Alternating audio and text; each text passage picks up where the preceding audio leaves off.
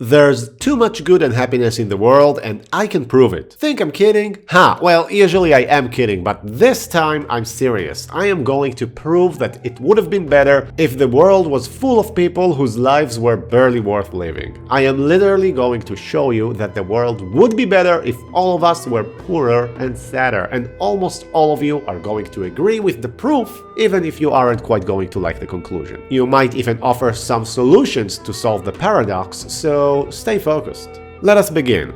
Imagine a world with 1 billion people. Let's call this world 1. All the people on this world are living very good lives. They are all very wealthy and live pleasurable and fulfilling lives. Great. So here comes our first assumption. A good life is better than a bad life. Let's not delve too much into what exactly a good life means, because I don't want this video to be 2000 years long, but we all have some general notion of what that means. So, okay, nice. That's our world, full of wellness and dreams coming true. Now imagine a parallel world. Let's call it World 2. It also has 1 billion people living great lives, just like they do on World 1. So, what's the difference between the worlds? That World 2 has another 1 billion people. These people live pretty bad lives. Their lives are still worth living, but just barely so. That means that if we were to imagine a line that anything below it would be considered a life not worth living, the poor 1 billion on World 2 would be just slightly above it. They are poor, sick, and unfulfilled. So here we have two worlds. The question is, which world is better? It's obvious that it's better to be one of the happy people in Worlds 1 or 2, but we can't exactly say that the addition of the poor people in World 2 is making it worse, right? I mean, these are people who did nothing wrong. Poor, unfortunate people could also have lives that are worth living, so they don't bother us. For this reason, we can't exactly say that World 2 is worse than World 1. In other words, the worlds are at least equal. And since we agree on the fact that World 2 is equal to or better than World 1, we can now put World 1 aside, and for now we'll use World 2 as our reference, because it's the best one we have. Okay, cool, now let's create another world. So here's a question for you. What if we take all these people from World 2, all 2 billion of them, and make them into one group that has the quality of life that is the average between them? Now, because we are almighty and feeling generous, let's take this new group and slightly raise its quality of life. This new situation will be called World 3. Have we created a better world than in World 2? I mean, yeah.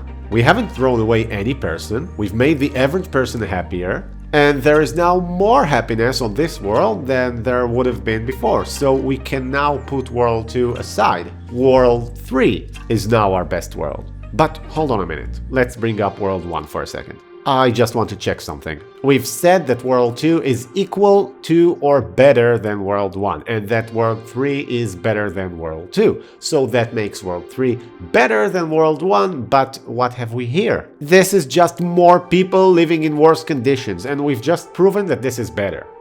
Strange. Hold on, let me discard World 1 for a moment again. Yes, I am creating and throwing away worlds on a whim, that's how it goes. So, some of you may have already noticed that we can now loop our conclusion. We can just repeat the same proof over and over again in order to achieve an even stranger outcome. Don't believe me? See for yourselves. Take World 3, add World 4, which has 2 billion more people living lives that are barely worth living. Again, we must conclude that World 4 has to be at least as good as World 3. Put World 3 aside, create World 5 that has 4 billion people living the same quality of life, which is the average between the two previous groups. Improve the average somewhat. And presto, World 5 is now, by our logic, better than World 3, which is better than World 1. Now we can repeat this loop over and over and over until we arrive at a world that has many billions of people living lives that are just barely worth living, and we must conclude that this world is better than World 1.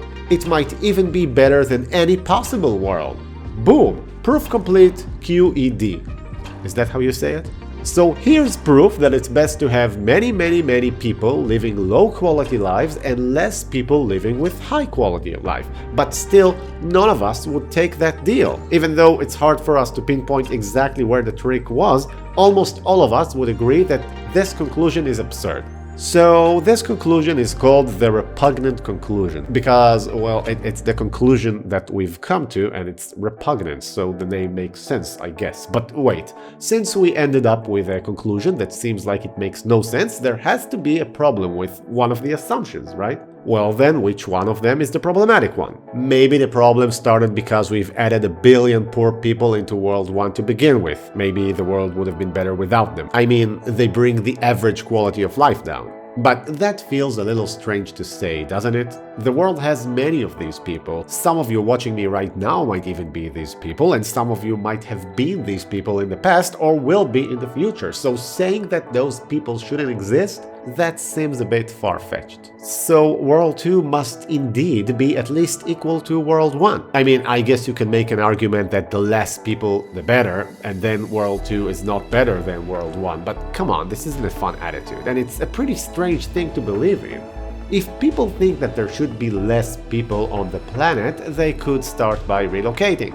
Okay, let's check our next possibly faulty assumption. Is World 3 indeed better than World 2? That is, was it better to take the high-quality group and the low-quality group and average their quality of life and then slightly improve it? Well, it's hard to say that this isn't better. Yes, we did hurt the quality of life for the best of people, but we have significantly improved the lives of the less fortunate, and to top it off, we improved the average, so really it's hard to complain, don't you think?